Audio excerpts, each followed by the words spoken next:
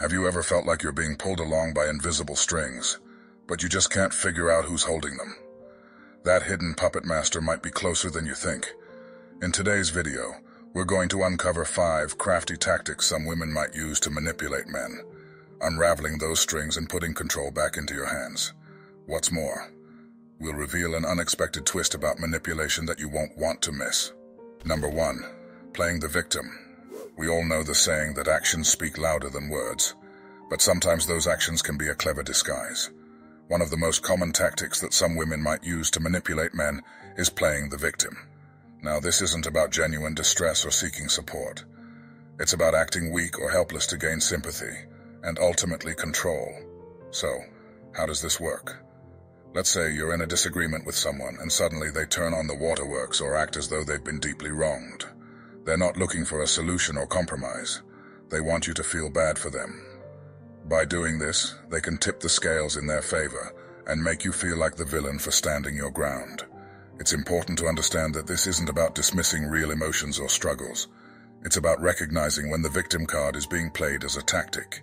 If you find yourself in this situation, take a step back and assess. Are they open to a rational discussion, or are they deflecting responsibility? Are they truly upset, or is this a pattern of behavior? Number 2. Using tears as a weapon. Tears have a unique power to trigger a response. When you see someone cry, your natural reaction is often to comfort, to soothe, and to help. This is a perfectly human reaction, and it shows empathy and compassion. But sometimes, this natural response can be twisted into something else. Now, I'm not saying that every time a woman cries, she's trying to manipulate you. That would be unfair and far from the truth. But it's essential to recognize that tears can sometimes be used as a tactic to get what one wants. What can you do to make sure you're not falling victim to this tactic? First and foremost, it's essential to stay calm and centered.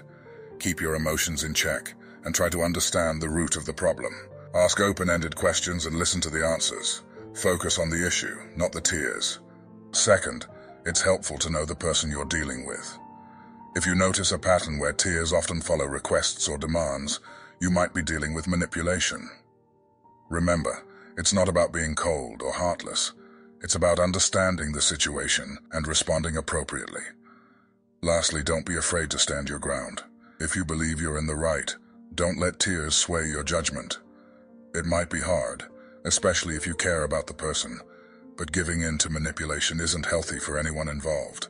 Number 3. The silent treatment. We've all been there. You're having a conversation, maybe even an argument, and suddenly the other person goes quiet, dead quiet. You ask if everything is okay, and all you get in response is a cold shoulder or a one-word answer. This is the silent treatment, and it's a manipulation tactic that can leave you feeling frustrated and confused. Well, the silent treatment is often used to gain control over a situation. By refusing to communicate, the person giving the silent treatment forces you to work harder to understand what's wrong. You might start to question yourself, overanalyze your actions, and even begin to feel guilty, even if you've done nothing wrong. So, how can you handle this tricky situation?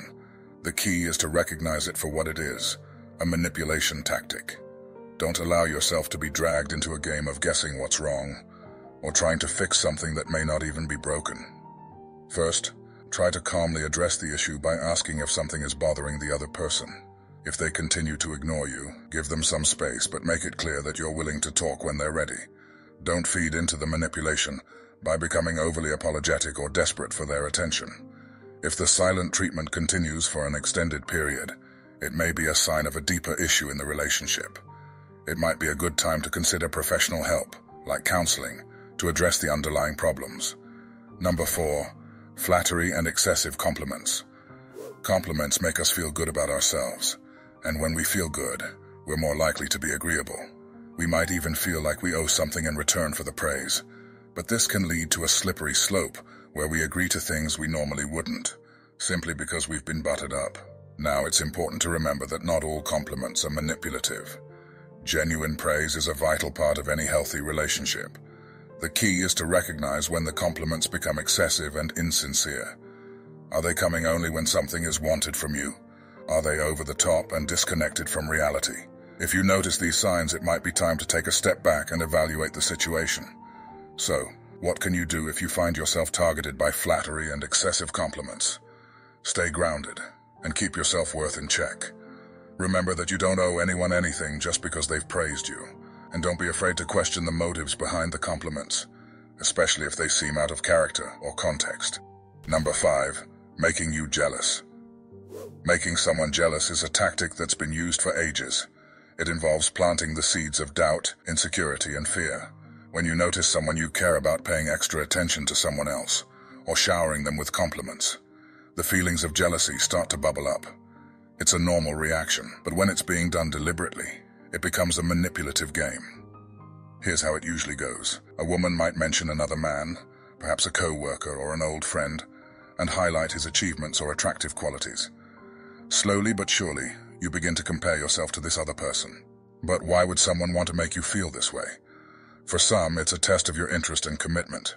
For others, it is a way to gain control or leverage in the relationship. When you're consumed by jealousy, you might be more willing to do whatever it takes to keep the attention of the person you care about. So what can you do to stop this manipulation in its tracks? Communication is key. If you feel like someone is trying to make you jealous on purpose, talk to them about it.